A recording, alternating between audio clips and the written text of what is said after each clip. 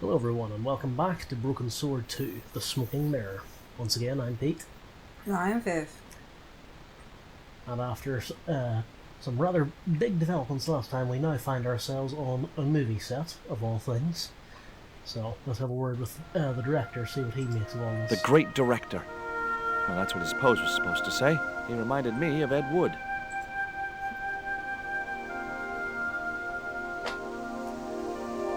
Well, that is not a flattering picture there. That's awful. So shall we ask about the movie then? Yeah, sure. What's the name of the movie? Are you trying to be funny? No. It's Treasure Island, the only book I ever read twice. Really? I don't recall any girls in Treasure Island. Gotta think box office. People like that kind of thing. Well, this was years before the whole outcry that's going on now. Yeah. What other changes have you made to the story? Just a few minor details. You haven't written out Long John Silver. Are you questioning my integrity as an artist? Of course Silver's still in it. We've even hung on to Captain Flint. His parrot. His trained attack falcon. Why do you think Blind Pew's blind? Okay, I'm starting to see some issues with this picture now. Did you say you've changed the ending of the story? That's right. Do they find the treasure? Yeah, but that comes later, after they've escaped the volcanic eruption. A volcano? Sure. Krakatoa. All the millions spent on a movie, and nobody thinks to buy an atlas. Yeah, going back to throwaway joke I made last time, I think this kind of single-handedly predicted Michael Bay's career. Yeah. This one little joke. Who's playing Jim Hawkins? Haiku McEwen. Oh, don't tell me you've never heard of him. I don't go to the movies too often. Jeez. Haiku is only the hottest teen star in Hollywood. That's why we're on such a tight schedule. Gotta film the close-ups before he hits puberty. Well, an economical movie shoot, I think. So we can now talk about the leading lady on that unflattering picture, Yeah. or talk about zombies. Feeding lady. Who's the leading lady? Don't you recognize her? That's Sharon Kowalski. Oh, right. I'd never heard of her. The Sharon Kowalski. Obviously. No, a Sharon Kowalski. Anyway, zombies. You know what the locals call this place, don't you? No, but I guess you're gonna tell me. Zombie Island. Zombies? A crazed gleam came into his eye. Get me the writers. Get me makeup. I want zombie pirates in this movie by the end of today. Yeah, just rewrite the whole film. Go on. Yeah, we'll just leave him to get on with that. It was a camera, mounted on a precarious dolly, or whatever they call them. You wouldn't get me up there. It was the cameraman. Let's see what he makes of the movie. Hi, I'm George Stobart.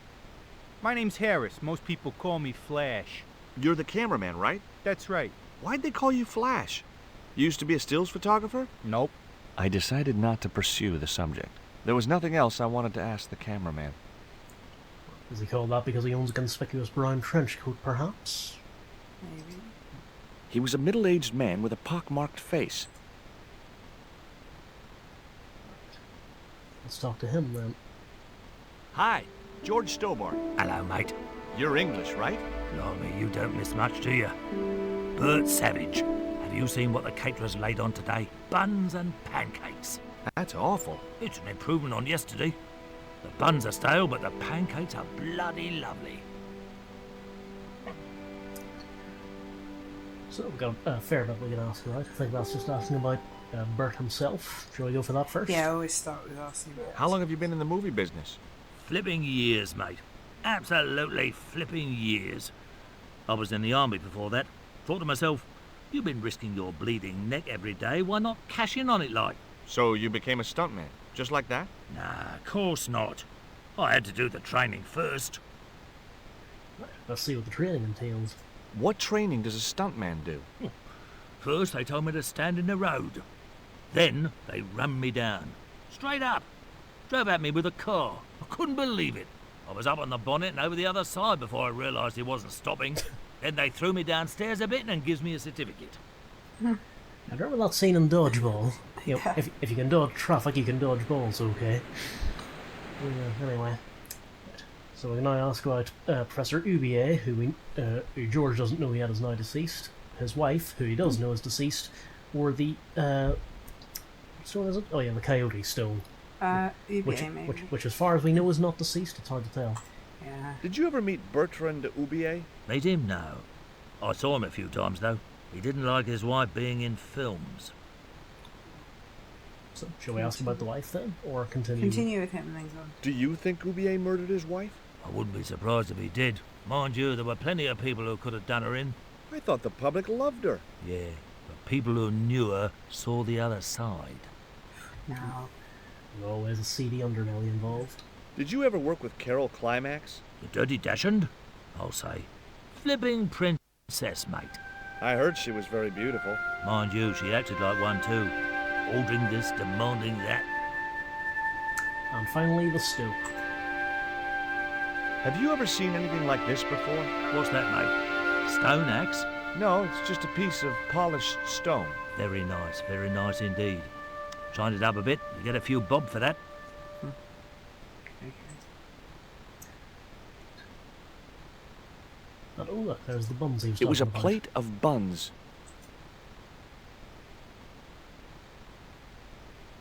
The bun was so stale it felt like a small rock.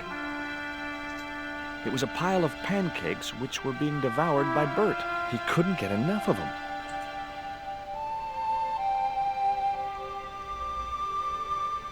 I thought that was the pancake. It was a plain pancake. It was a stale bun which could easily have passed for a rock. Yeah, appetizing, eh? Yeah. I'd seen a lot of strange things on this island, but here was a bush that was buzzing. And strangely, no one seems to have noticed.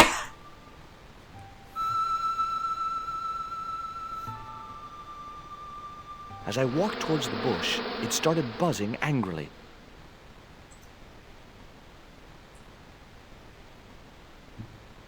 Now I knew why that bush was buzzing. Hornets. And so now we know the best way to investigate a large bush is to run over and stick your face in it. It was the famous movie star, Sharon somebody or other. Shall we have a word with her?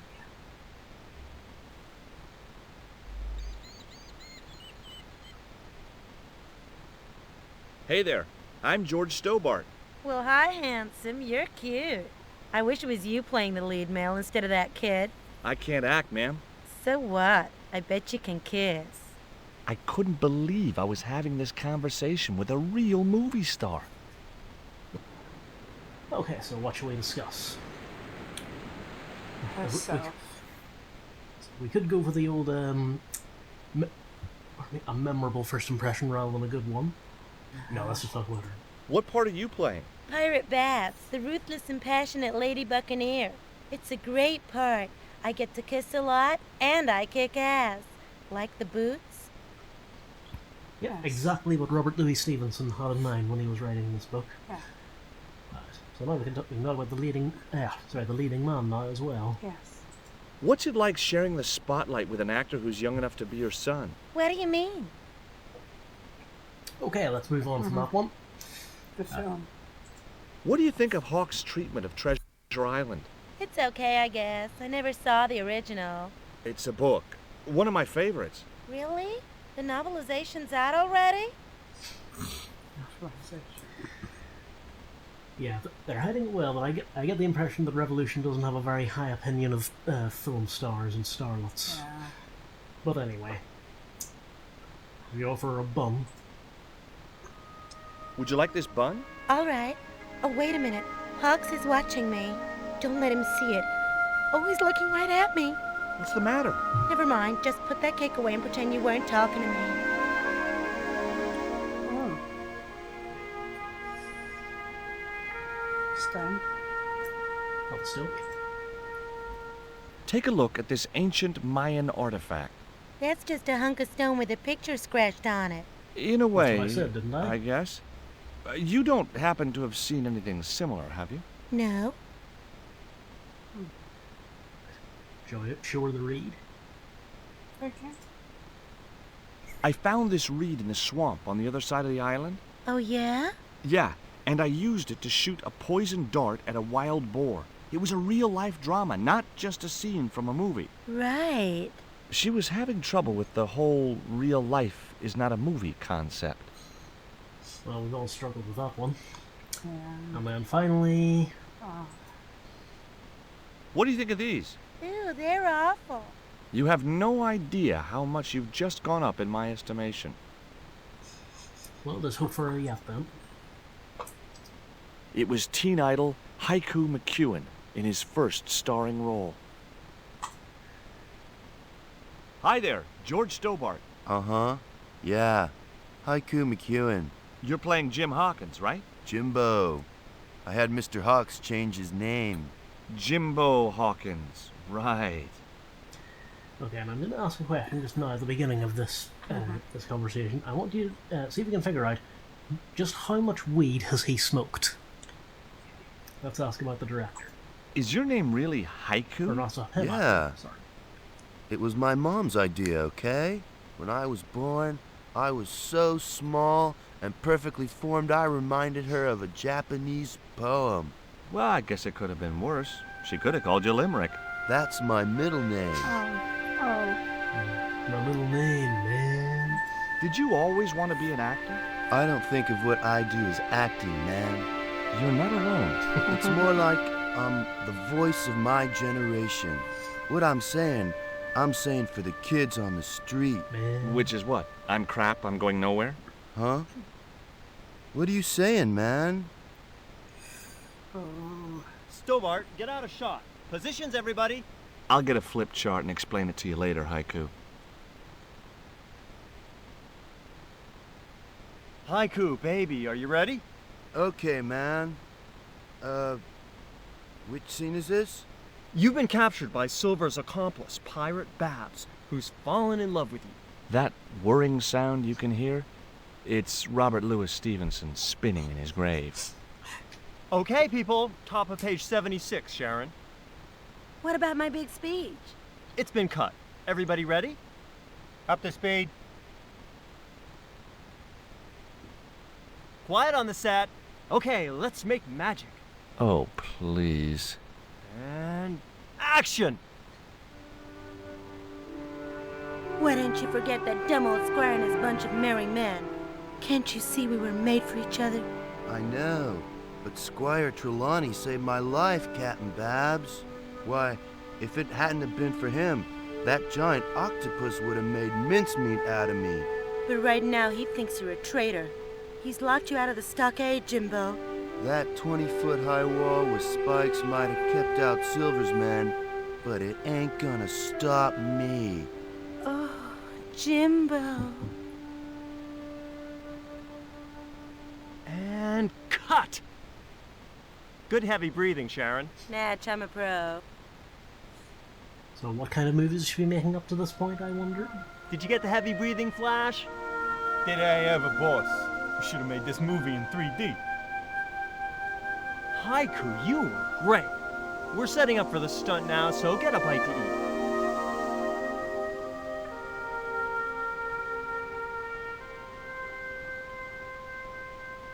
Savage, on set, damn it.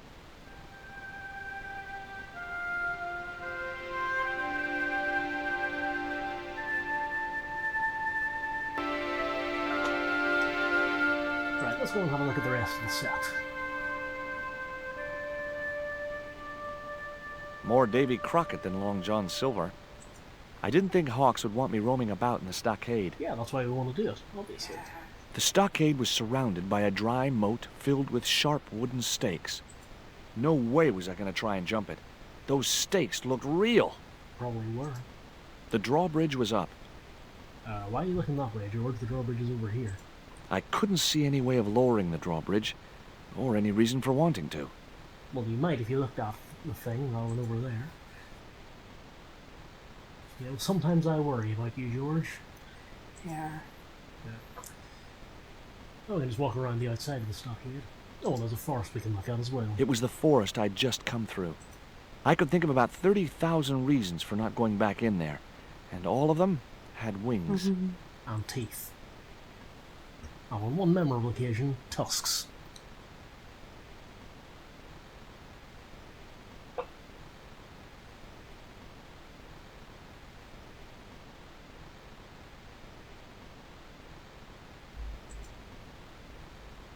So now we can warn Bert about the hornets in the bush.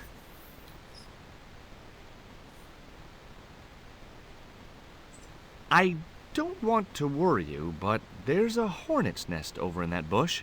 Hornets. That reminds me of a film I was in. The Black Hornet. Sounds like my kind of movie. The Black Hornet? I don't remember seeing that one. Before your time, most likely. What happens in it? Lummy, what don't happen in it?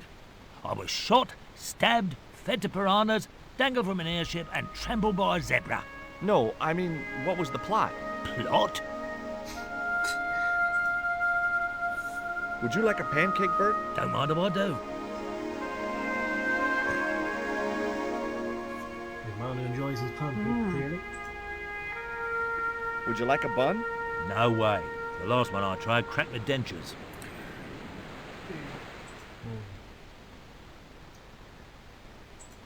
You know who might appreciate the bun? The hornets. Oh, you're not upset them by throwing it in. Yes. Excellent.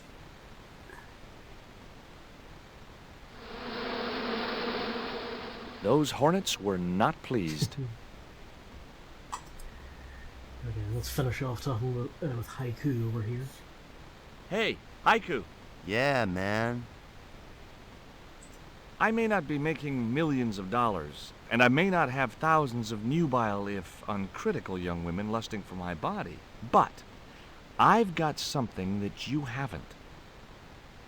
This small piece of coal. Man, you're getting freaky on me.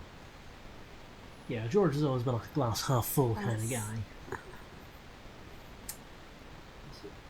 I'm thinking another pancake, or this the one we just fed to Bert.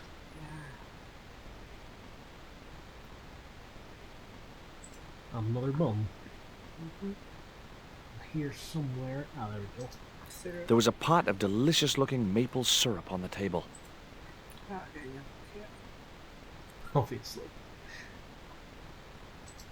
It was a pot of maple syrup. Still open, I see. Yes, still open and just crammed into George's pocket along with all the rest here. There was poison in there earlier too. Yeah.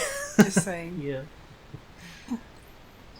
Well, since it's no doubt gotten all over everything anyway, I may as well use it on the pancake.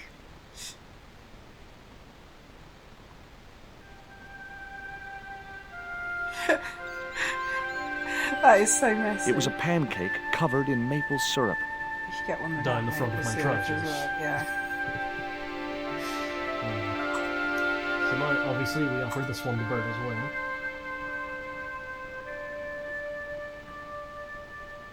What have you got there? Another pancake, Bert? Yeah, go on. And Bert's clearly not too picky since it's just come out of his Pancake pocket. oozed maple syrup all over Bert's chins. You put bloody syrup on that pancake. Now it's messed me all up.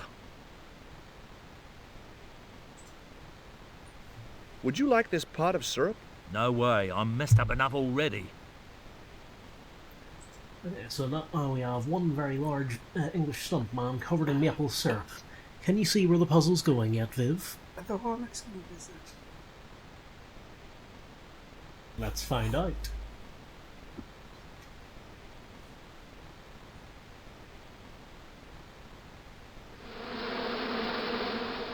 Those hornets were not pleased. So now we need to quickly grow another one. Exactly why we need to throw two in rapid succession, I'm not sure, but... Come on.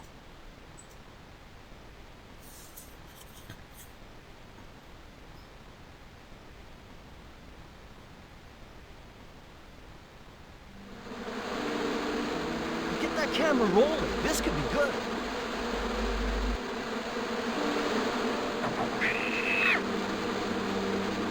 Wow. Cut and printed. That was brilliant, folks. Well, that's why they paid Bert the big bucks. Yeah. Okay, the next scene is down on the beach. This is where Hawkins finds the treasure in the Cave of the Crabs. Would those be giant killer crabs by any chance? Giant mutant killer crabs with attitude. Of course. There it was, the rock I'd seen from the camel's hump. Now that I was close up, I could make out a small cave near the top of the pillar.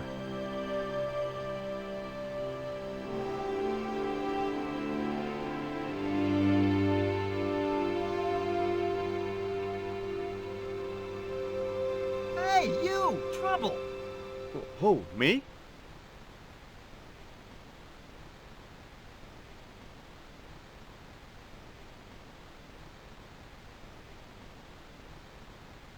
I want you to stay right where I can keep an eye on you. I'm not one of your lackeys, Hawks. I go where I like. Not here, you don't.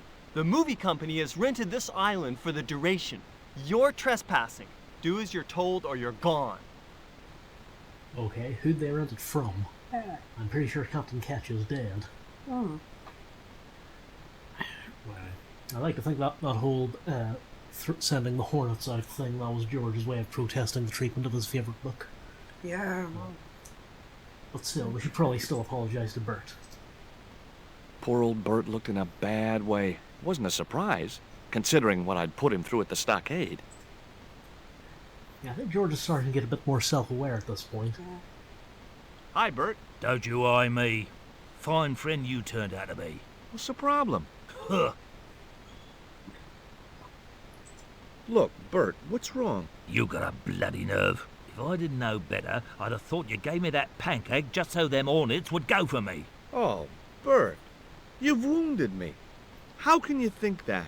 Well, by looking at the evidence. And George said he couldn't act. Yeah. I don't know why you still want to be a stuntman anyway. This is all I know, isn't it? If I don't do this, what do I do? Well, how about being a stunt coordinator? Being a what? You stand around in a big jacket and a baseball cap, telling the stunt people what to do. I can do that. Hey, you've done the job for years and you're not dead. That's gotta be good for morale. Well, I don't know. You get your own megaphone. I'll do it. George Stobart, international adventurer and roaming careers advisor. So there we go, we've packed someone's career out of a rut, if nothing else. We've achieved something. Right. So now we can talk about this massive stone pillar over here. I've had a great idea. How about you dress up as Jim Hawkins and climb up to that cave over there? What cave? That cave? You must think I'm balmy. I did me back in being chased by them hornets over that flaming stockade wall. No way am I going up there. Well, that narrowed the field. Okay. So now we can finally talk about the director. Should we see what he makes of him? Yeah. What's it like to work with Carlton Hawk? Flipping misery, mate. Again, a little too close to predicting Michael Bay. But Yeah. moving What on. films have you worked on in the past? Remember Death Stalker of the 10th grade? The psychotic biker what crashed into the school bus? That was me. Or what about They Prayed to Satan? I was the bloke in the hospital scene. You know, the one who caught fire, fell through the flipping skylight. I don't think I caught those. Must be cool getting to travel the world like this. Yeah, nice here, innit? My Beryl used to love the seaside. Day out at Clacton. Bloody smashing. A pint of jelly deals washed down with a bottle of brown. Quick feel on a big wheel and a stroll around the town. Course, them days, you could live like a flipping king on 10 bob a night. Tombola, frothy coffee at the cap or the prom. You know, I don't have the faintest idea what you're talking about. Hey, Viv. How much does a cockney spend on shampoo? God. Pound 10. Anyway. You know that danger. It was Haiku McEwen, marketing's answer to talent.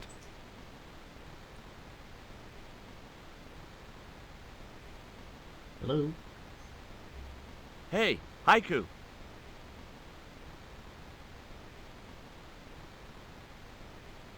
Yeah, man. There was nothing else I wanted to ask him. So we just leave him sitting there in a world of his own. Yeah. It was Carlton Hawks, the megalomaniac director. There it was, the column of rock I'd seen from the Camel's Hump. It was a lot taller than I'd expected. Right, let's see if we can reason with the director.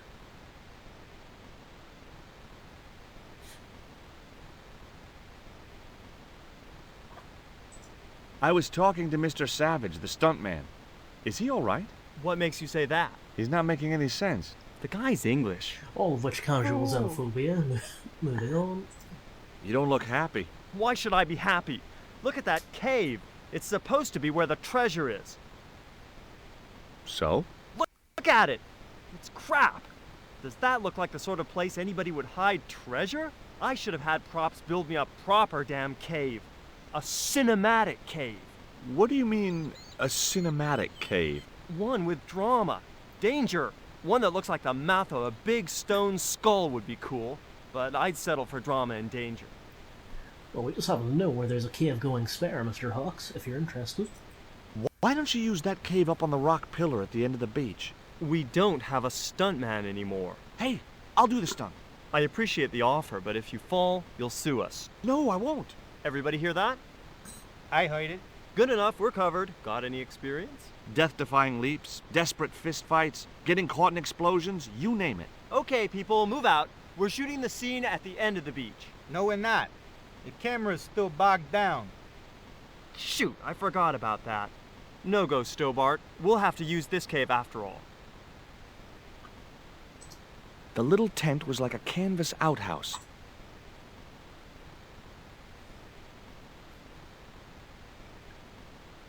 Hey, surfer boy, stay out of there. Oh, what is it this time? That's the wardrobe tent. You've got no business to be going in there. Looked like I wasn't gonna get to play dress-up. I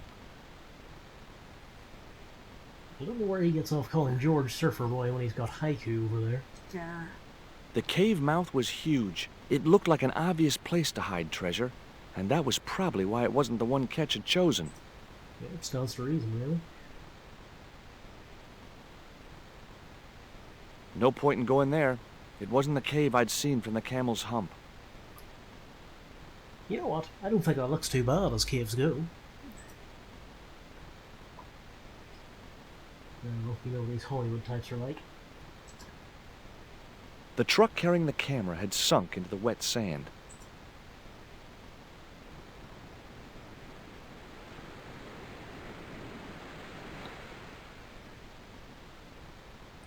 That camera wasn't going anywhere. It was a portable movie camera. Well, that's all we need right there.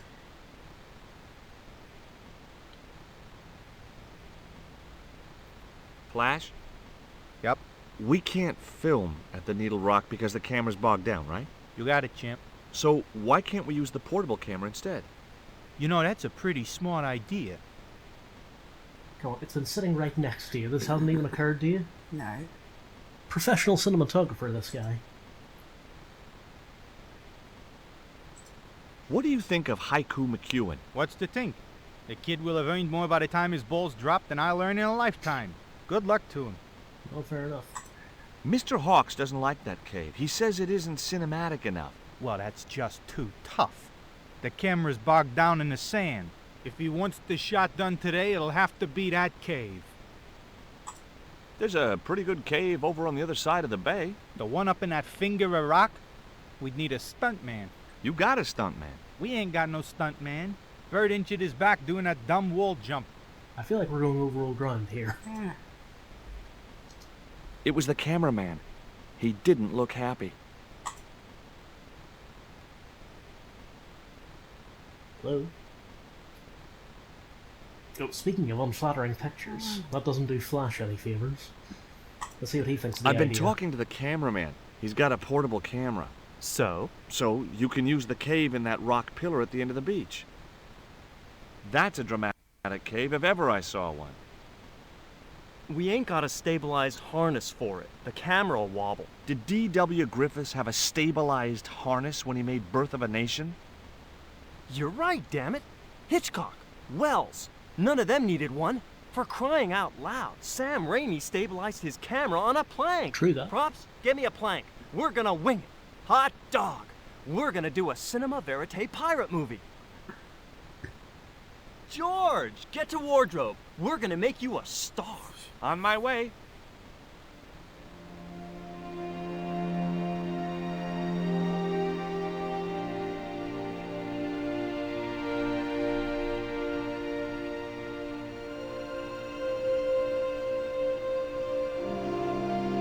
Ready when you are, Mr. Hawks.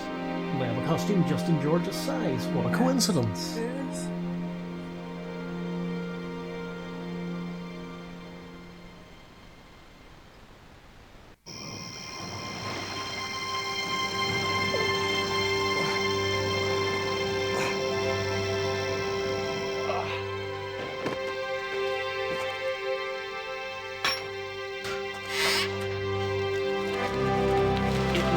stone which Ketchum captured from the Spanish. The Eagle Stone. I returned to Guaramonte and found that Georges had left a message with Conchita. He'd already left for the Indian village, so I hurried to catch up with him. When I arrived, I found a scene of desolation.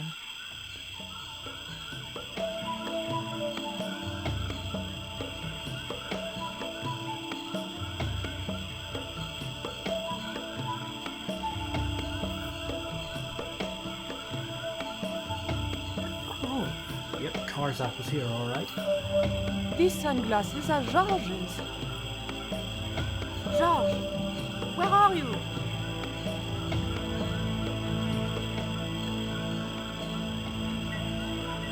Titipoco, I'm almost glad to see you.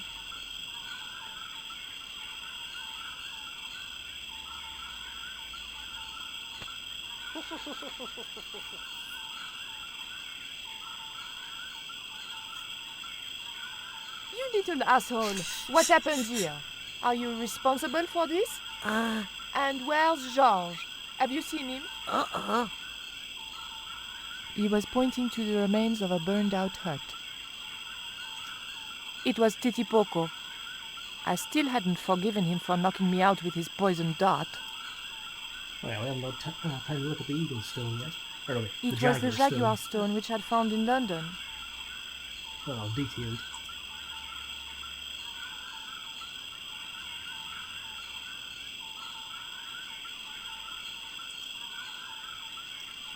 These are Georges' shades, right? Has he been here? Jaws! Where is he now?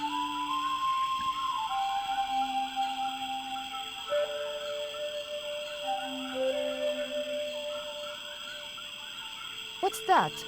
It looks like the stone we bought from Paris, but it's different. Yes, it has a carving of an eagle. That clinches it. Georges must have found this stone in the Caribbean and managed to hide the stone when the village was attacked by Karzak's men. I hope to God that Georges was all right. So, has he seen him or not? Where's Georges? Georges has been here, right? He was pointing to the smoldering remains of a hut. They were Georges' shades. This one? I was sure Titipoco wasn't pointing at that barrel. Let's make sure. Well, George, you in there?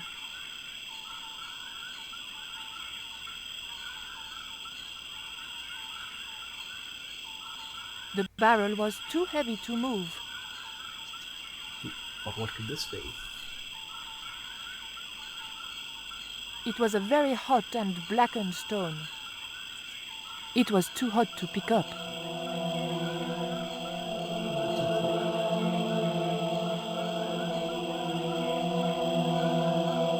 That barrel would have looked great on my patio, filled with shrubs. There was nothing in the barrel. It's a bit weird is with all of this going on, there's nothing to actually look at. There's nothing interactable.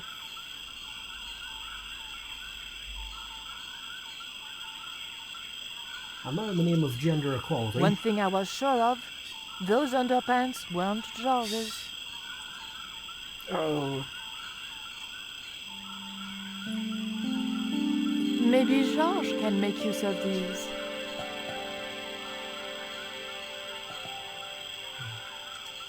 They were lovely underpants, really. Yeah, so there's Nico getting her own back on George for carrying hers around this whole time. Oh yeah, and we've still got the dagger. How did we get that onto the plane? But in the day we carry, well, daggers. The good old days before 9/11. Where I put on you? There we go. It was a smashed lantern, probably the cause of this destruction. I didn't need the lantern since it was still daylight. Besides, it was broken. And if memory serves, we'll just have the same puzzle is back. The same puzzle is back at the start of the game. The underpants weren't thick enough to protect my hands. Oh, I stand corrected. Ah,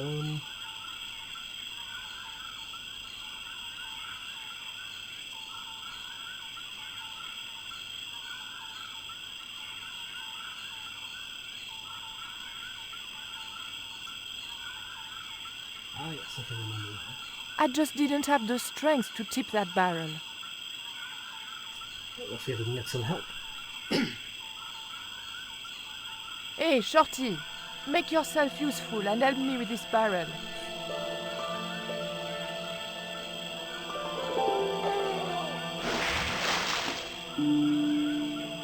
Thanks. The ground was covered with ashes. Ashes. The thought that they might be human chilled me to the bone. But anyway, we now have sufficiently cooled stone. I recognize that. It's the coyote stone. I had the coyote and jaguar stones. Titipoco had the eagle, according to the shaman. That's all we needed to deal with Tezcatlipoca. Pity he hadn't any ideas for dealing with Karzak.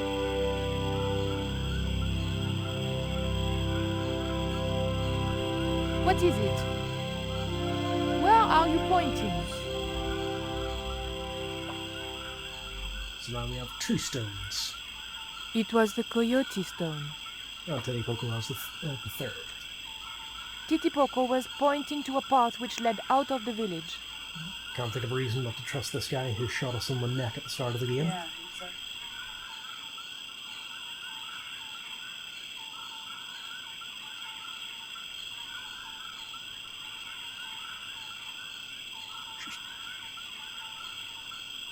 We arrived to find Georges being led up the stairs. We clearly didn't have much time. Back in his old jacket for some reason.